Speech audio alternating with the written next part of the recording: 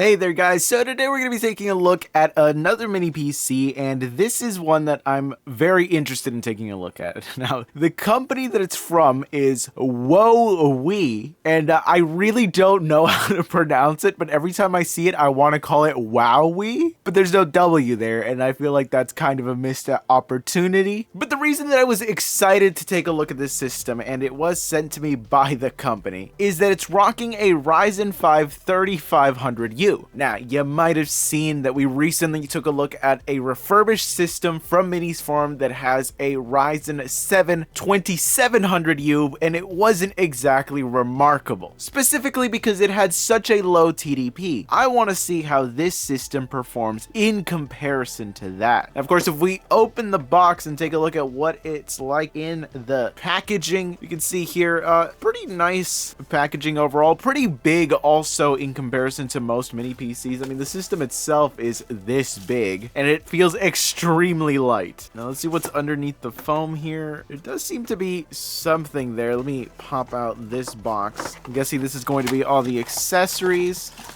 Oh no, it's literally just the power brick. Let's see what the rating is for this. Okay, so this is a relatively high power brick in comparison to what I was expecting. A 19 volt at 3.42 amps is surprisingly big for a system like this, but it is at least relatively small, though I hate when they have the big brick up here because this makes it really inconvenient to plug into most things. I'll put that down and we'll see what's in here. I'm guessing this is then going to be all the accessories. Okay, interesting. They don't even give you an HDMI cable. Most systems end up coming with HDMI cables. Honestly, that doesn't really matter all that much to me. I have way too many HDMI cables laying around, so if anything, that saves me, but that might matter to you if that's something you were looking to get. Let me just get the box out of the way, and we can look at in total what it came with. So of course, we do have the power brick here. We do have a VESA mount, and we can take out the mini PC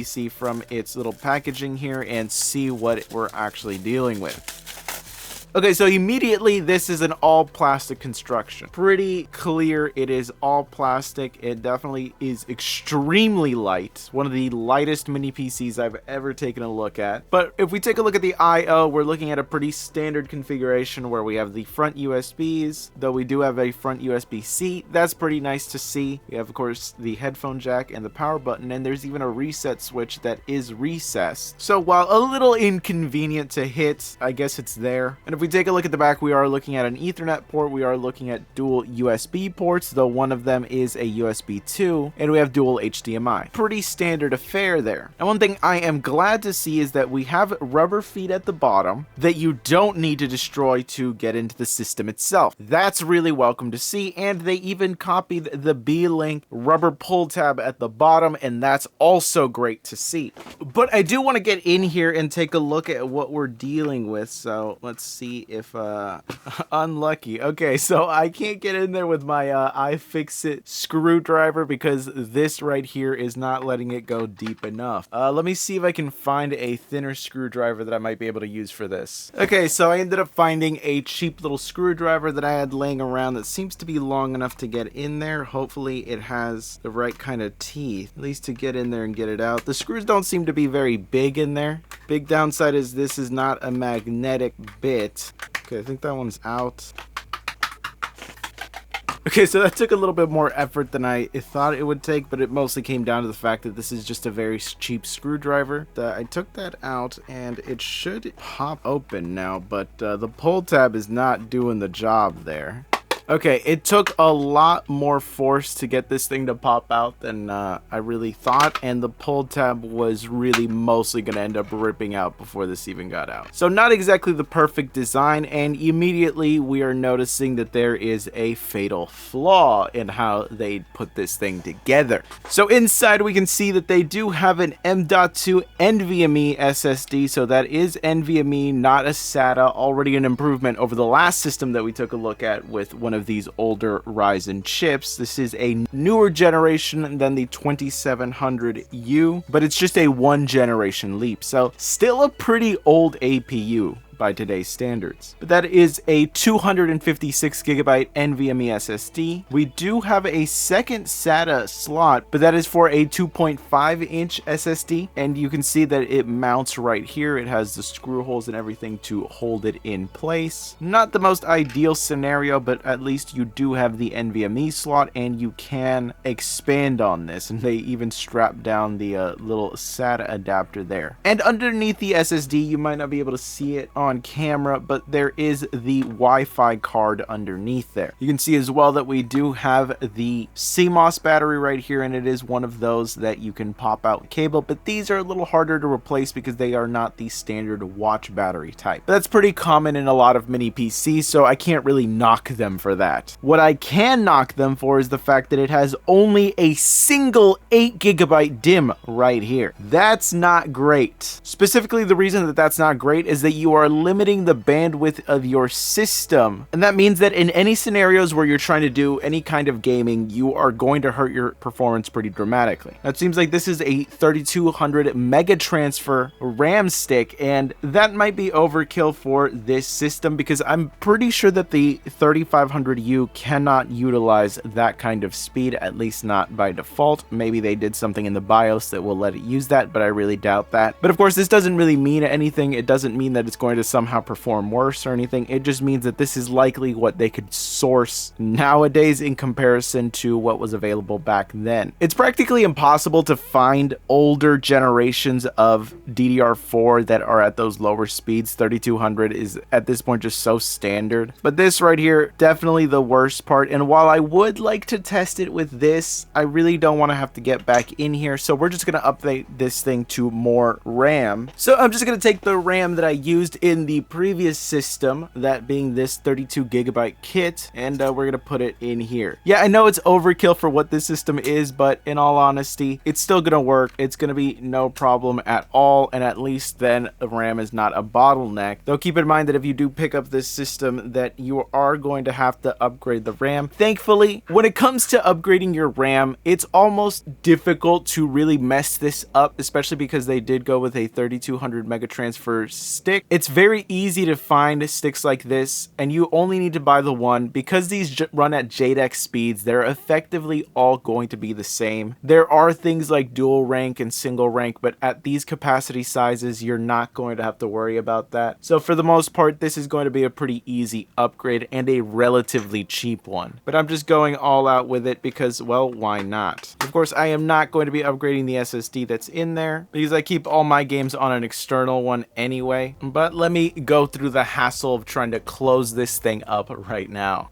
Alright, so we are going to get this system plugged in. We're going to take a look at it, see how it performs. I'm very curious to see what the default TDP is. I'm going to take a look at the BIOS and everything and see what we can set on here. So let's jump right in on all that testing. So for the gaming benchmarks, I am using a new piece of software that I've been messing around for a while now called CapFrame X. And it's a very powerful tool for measuring the performance of games. And while it's a lot more detailed than MSI Afterburner with RivaTuner, which is what I was using before. This still relies on RivaTuner, but it's based off of Intel's PresentMon analysis tool, and it's extremely powerful. So this is my first time using it for benchmarks for any of these videos, and as you could see on the screen right now, we're looking at the first game that I tested out, BioShock Infinite, running at the medium graphics settings at 1080p. And you can see up here the frame time chart, which looks pretty good for the most part. There's no real major issues anywhere on here. And really the biggest benefit, if we look at the corner here, is the fact that we have 100% smoothness across the board when it comes to this benchmark. None of the FPS dropped dramatically, and there was really no stutters or anything in between the frames. So everything was transitioning perfectly smooth. So even though there is fluctuation in the FPS, it wasn't done in an ungraceful way. But if we take a look at the bar graph over here, we can see some stats. The main ones I want to focus on is the FPS average and the 1% lows as well as the percentile lows down there. For the most part, even in the worst case scenarios, we're still looking at 0.1% lows that are at 38, 1% lows at 40. So it goes along with the fact that we had a very smooth, consistent experience here. And in general, it is a pretty great result, especially considering the fact that this is a title that was well within the range of what this was designed to play. And in that regard, it does give you a pretty great result. But the next game that I took a look at was Killing Floor 2, this running with the lowest in-game graphics settings, and it is at 1080p resolution. No form of upscaling was used at all. But one thing that you do gather from looking at the frame time charts is that for the most part, it's going to be very consistent. Now, this was a full playthrough, and you can see here that while we did encounter stutters, that only accounted for 0.5% of all the frames that we got in an entire 4-wave run. And also only 0.1% of the frame rate was at what's considered a low FPS. For the most part, everything else was smooth. And if we look at the bar graphs over here for the FPS average as well as the percentile lows, the results essentially line up with what we saw there. The 0.01 and 0.02 percentiles really paint a different picture, where while it is still pretty low, it does show that it's only in the most outlier situations that these things end up happening. So in a full run, it's not exactly going to be the most detectable. It's really when you're approaching the 1% lows and the P1 and P5 that things start to manifest a bit more in terms of being noticeable to the experience. You know, if our P1 was at 14, this would be a disastrous showing. But because of the fact that our 1% lows are at 30 and our P1 is at 40, while having an FPS average of 60 all around, this was also a very great experience. And considering the price point that this system is coming in, there's not really much that can compete with this thing in just raw gaming performance. And of course, I also took a look at Mountain Blade 2 Bannerlord running with the lowest in-game graphics settings. And here in the frame time chart, you can see that there are some pretty big dips and valleys all around it. But what really matters is the smoothness of it all. And as you can see by the chart over here, the smoothness was at 100% across the whole benchmark. The no low FPS and no stutters at all. It was extremely consistent. That is, of course, also shown in the bar graphs over here, where our FPS average is at 54, and even our 0.1% lows are all the way down at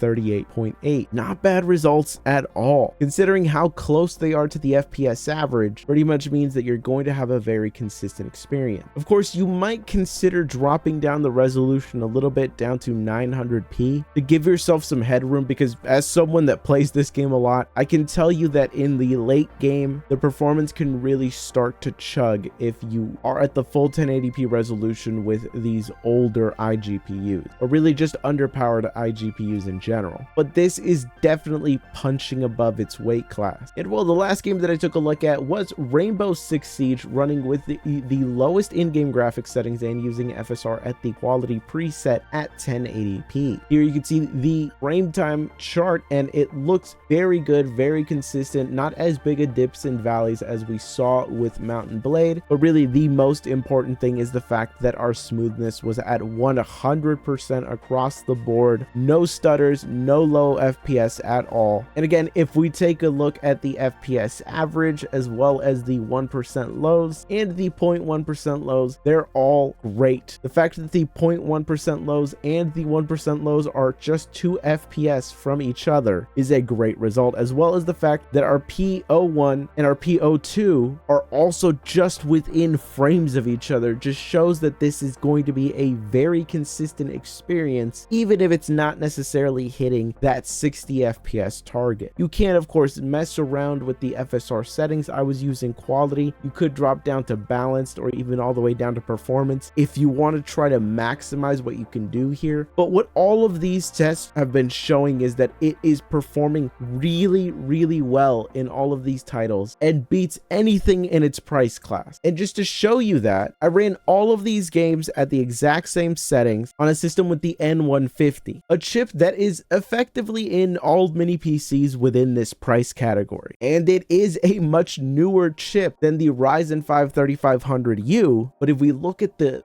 results here, it is drastically different in terms of performance. Starting off with the BioShock Infinite, where we're looking at an FPS average of 51 on the Ryzen 5. On the N150, that is only 20. That means that the Ryzen 5 is getting 257.5% the performance of the N150, more than double the performance in the FPS average, almost 3 times the performance at the 1% lows, and almost 4 times the performance at the 0.2% lows. And of course, this carries over into Killing Floor 2, where the N150 was just a disaster in terms of getting anywhere near a playable experience. You would really have to start dropping down the resolution to even be able to play this. Meanwhile, the Ryzen 5 3500U was able to get a 60 FPS average, which means we are again looking at a over 2 times performance increase in the FPS average, and the same applies for the 1% lows. But this time around, we see the Ryzen 5 only have 168.2% the performance with the 0.2% lows. Mountain Blade 2 Bannerlord is the one that really shows some major differences, because both of these running at the lowest in-game graphics settings and no upscaling whatsoever at 1080p. We pretty much end up going from a playable experience to what is essentially a slideshow, where there is an almost 4x increase in the FPS average, an over 4x increase in the 1% lows, and an over 4x increase in the 0.2% low. These are massive gains to be having at the exact same price point, and if gaming is something that you really care about, there just is no competition here. I mean, Rainbow Six Siege again carries over, where we go from having a playable experience with an FPS average of 40 at the lowest in-game graphics settings and FSR at quality. We end up only having 16 FPS average on the N150. So again, we're seeing a almost 2.5x increase in the FPS average, an almost 3x increase in the 1% lows, and an almost 3x increase in the 0.2% lows. These are massive differences, to the point where if gaming is anything that you care about at all, and that includes emulation, it's clear that the N150 just does not compete. And that is about the only competition that the 3500U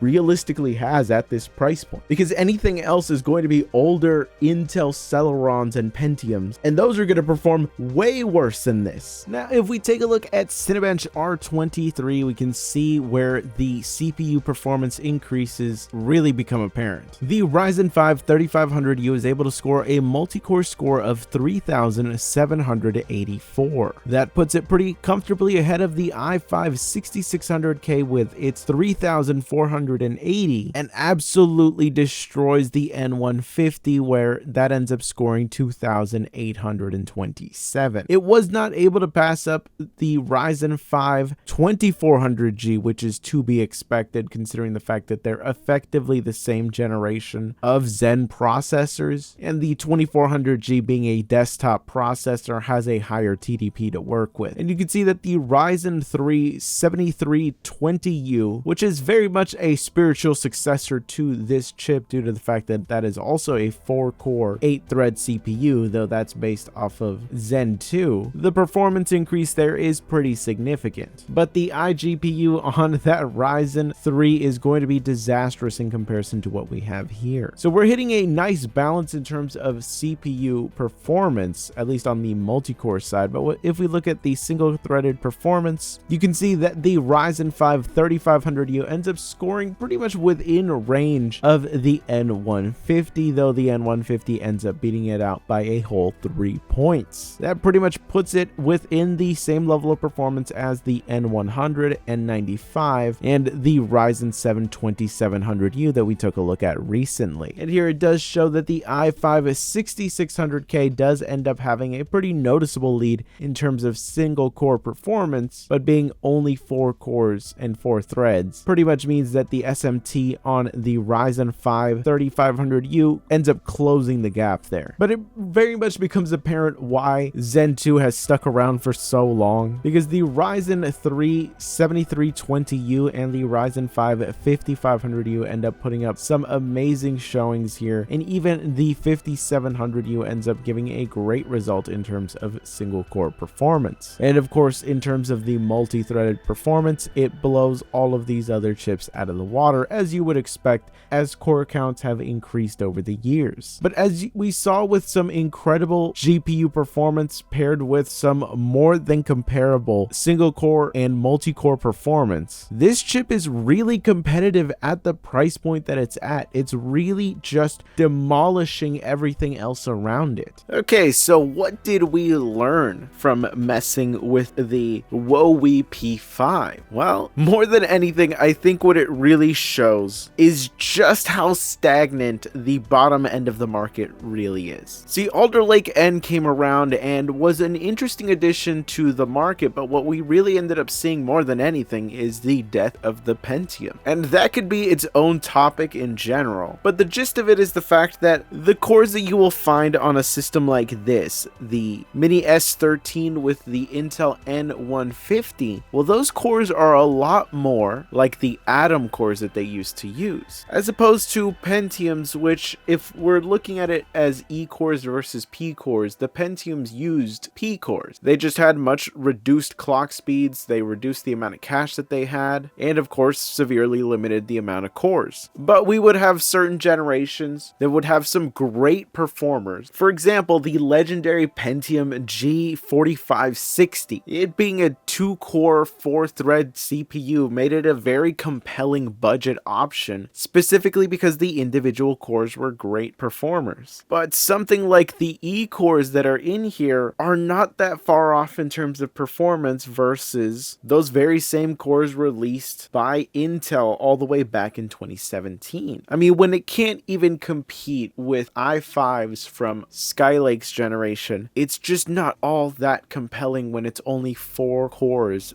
and no hyperthreading. And not to mention the fact that the iGPU in there is severely limited. The loss of Pentiums has essentially meant that we are stuck with Atom processors at the bottom end, and it's been like that for a while, considering the fact that going from Alder Lake N to Twin Lake here is just a rebadge. There is no performance improvements at all. They are in the single-digit improvements, and that's just from slight tweaks to clock speeds in general. So as it stands right now, the bottom end of the market has effectively been stagnant for over 2 years now. And well, that's where a system like the P5 here, even though it's using a much older chip, is still very competitive because of the fact that the chip in here, while is old, was also a higher end chip than just the Atom cores that we have in here. So while in single core performance they are close to each other, though the Mini S13 does come out on top, in the multi-core performance, thanks to the fact that this is a 4-core 8-thread CPU, it pretty much ends up blowing the little S13 out of the water. It's not even comparable. And then when we throw in the GPU performance, things get ridiculous at that point. There really is just very few reasons to get the N150, though there are some very valid ones. I'm going to explain to you right now the scenarios where you might consider getting this instead of this. If you just need a set-top box for your television so that you can not have to rely on an Android streaming box and you want to have full control over your system, this is pretty much as good as it gets. Intel QuickSync is very great in that scenario because this has a much wider support for different codecs in comparison to the iGPU in here. Though to be fair, if you're not watching content in AV1, it really doesn't matter all that much, but this will have an easier time playing back almost any video file that you can find out there. This really is more of one of those scenarios where you have to know your own media library. If all of it is just H.264 or H.265, depending on how exactly you encoded that, both of these will handle that perfectly fine. In terms of day-to-day performance, the P5 here is going to come out on top as well because of the fact that anything happens in the background, this thing is at 100% CPU utilization. If there is a Windows update happening, if there is a virus scan happening, all of this stuff is really going to eat into the very minuscule amount of cores that you have to work with here. While on this chip, because we have access to those 8 threads, the performance ends up significantly better because of the fact that you have that headroom. Suddenly, anything happening in the background isn't 100% taxing your system. Of course, you do have to keep in mind that you have to upgrade the RAM in here to maximize the performance. Not necessarily on the CPU side of things, but more on the GPU side. And well, that is one of the biggest differentiators. You go from an iGPU that could effectively only play back video to something that can serve a gaming function. I mean, we just took a look at a mini PC that is an emulation system, but it's rocking a very similar chip to what we have in here. And because of that, it wasn't exactly the best performer, where there were games that were running at their native resolution, so around 480p, and they would stutter. That's just not something that's going to happen on this device. What's going to happen is you're going to be able to run those games at higher than native resolution, where 1080p will be no problem for this thing, and you're going to have a far better experience. And again, if you want to recreate the experience of that console that I took a look at, all you have to do is buy this thing, hook it up to this, and suddenly you have an emulation console. Now, the RAM upgrade is very necessary. It really is. You cannot go without it unless all you care about is the CPU performance. But I do think that in the vast majority of cases out there, you are better off going with the P5. Again, unless you're going with a media box, either going to be using it to stream video from, or as the host for your Plex server or Jellyfin server, going with this is better than this. But in any other scenario, I would really recommend you go with the P5 here. One of the only other points that might push you more towards something with the N150 is the fact that, well, this is running on Windows 10, and Windows 10 is on its last year of support, which means that you either use one of the bypass ways of installing Windows 11 on here, where it doesn't do the whole compatibility check, because that's really the only way to do it, because this does not meet the specs requirements for Windows 11 to install it yourself through the built-in Windows updater. You're going to have to manually do that, and while it's very easy to do, that might be scary enough that you don't want to go down that route, and in which case, well, you're going to have far better support with the N150. But if you are willing to just install it, you can just go onto Windows 11 on here. But keep in mind that right now, the video driver that this thing has is a video driver that is OEM only, which means that you cannot install the drivers off of the AMD website. You need to have the OEM drivers. And well, one of the issues right now is that they are not currently available on their website. I reached out to the company and they told me that they are working on getting their drivers available on their website, but as of right now, they currently are not. But they did send me the video drivers for this system. I'm going to leave a link down below for you guys to be able to download them if you need them, because if you install Windows 11 on here from a USB stick, you are going to have to install those drivers, and right now that download link is the only way you're going to be able to get it. I really hope that the company manages to put that online, because it's a real downside to not have those video drivers available, especially because of the fact that Windows 10 support is about to end. If people want to install Windows 11, they are going to need those video drivers. So again, you can check out the link down below to download it if you need it. But of course, that might be enough asterisks for you to just not consider the P5, instead go for the safe route of the N150. But I think that the performance uplift of the P5 is well worth all of the sacrifices that come with all of that. But let me know what you think down below. I'm going to leave a link to both of these systems, as well as, of course, that video driver down below. If you're interested in this system, you can pick it up from down there. And of course, if you're going to upgrade to Windows 11, keep that video driver backed up on multiple drives. I have it on my NAS right now, and I actually have it on a USB drive just in case if anything happens. But I will be following up with the company to make sure that those video drivers are accessible from their website. But anyways, I'll catch you guys in the next one.